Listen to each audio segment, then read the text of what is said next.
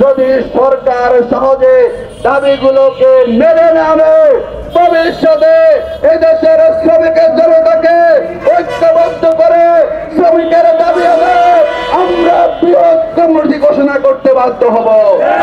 এই বাংলাদেশটা আমরা দেখি, শ্রমিক যখন রাস্তায় নামে, তারা যখন জীবন দেয়, তারা যখন রক্ত দেয়, তখন সরকারের টনক নড়ে। আমরা মনে করি আমরা রক্ত দিব না, আমাদের দাবি আপনাদেরকে মানতেই হবে, বেতন দিয়ে আপনাদেরকে গেজেট প্রকাশ করতে হবে।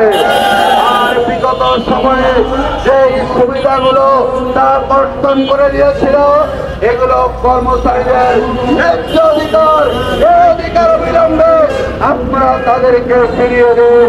আমরা মনে করি যদি সরকারি কর্মচারীরা সঠিকভাবে দায়িত্ব পালন করে দেশ এগিয়ে যাবে, তাদেরকে অবুদ্ধ রেখে তাদেরকে বৈষম্য করে এগিয়ে যাওয়ার চেষ্টা করলে সেটা কতদূর সফল হবে না। আমি ধন্যবাদ জানাচ্ছি রেল আইনকে এই যুক্তির দাবিতে মাঠে নামার জন্য। আমরা দেখি অত্যন্ত দুর্ভাগ্য, বাংলাদেশের সকল পক্ষের দাবি আদায় হয় আর আমরা শ্রমিক অসহায় পানি হয়ে গেছি। রাস্তায় না নামলে, কড়া কথা না বললে, জনতা দাঁড়িয়ে না করলে কারো কেউ আমাদের কথা শুনতে চায় না। এই বাংলাদেশটা আমরা দেখি, শ্রমিক যখন রাস্তায় নামে, তারা যখন জীবন দেয়, তারা যখন রক্ত দেয়, তখন সরকারের টনক নড়ে। আমরা মনে করি আমরা রক্ত দিব না, আমাদের দাবি আপনাদেরকে মানতেই হবে। আমাদের রক্তের প্রতি দাবি মানবেন, আমাদের রক্তের উপর ক্ষমতা যাবে।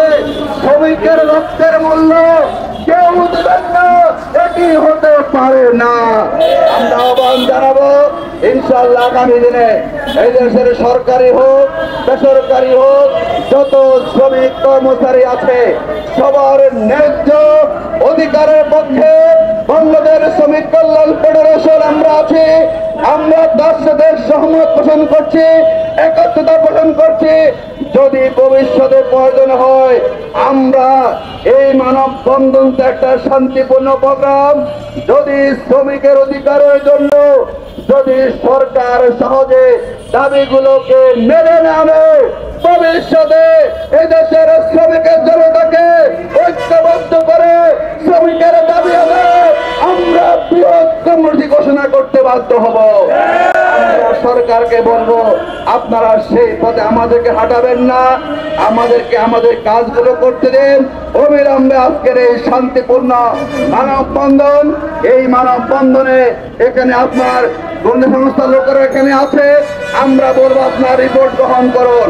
গোয়েন্দা তথ্যের ভিত্তিতে যে কথাগুলো আমরা এখানে বলেছি, সেই কথাগুলোকে আমলে নিয়ে আপনারা বসুন, পর্যালোচনা করুন, অবিলম্বে বেতন বৈষম্য দূর করুন এবং নবম পে স্কেল বাস্তবায়ন করে দীর্ঘদিন যারা সুবিধা বঞ্চিত সরকারি কর্মচারী আছে তাদের মুখে আপনারা হাসি ফোটানোর ব্যবস্থা করুন। অথবা আমরা মনে করি একটা শান্তিপ্রিয় দেশ আমরা চাই, আমরা অশান্তি করতে চাই না। আসুন আমরা সবাই মিলে ঐক্যবদ্ধ থাকি, আমরা সবাই ঐক্যবদ্ধভাবে আগামী দিনে শ্রমিকের দাবি আদায়ে আমরা ভূমিকা পালন করি। বাংলাদেশ রেল এমপ্লয়িজদের শ্রমজীবী মানুষের ভাগ্য উন্নয়নের একটা সংগঠন।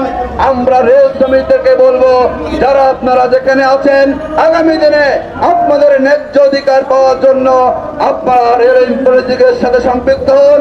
ইনশাআল্লাহ আমরা নীতির ভিত্তিতে, ন্যায্যতার ভিত্তিতে, সাহস নিয়ে সকল ধরনের আমাদের রক্ত চোখ উপেক্ষা করে আমরা আপনাদের জন্য রাজপথে থাকবো, লড়াই করব।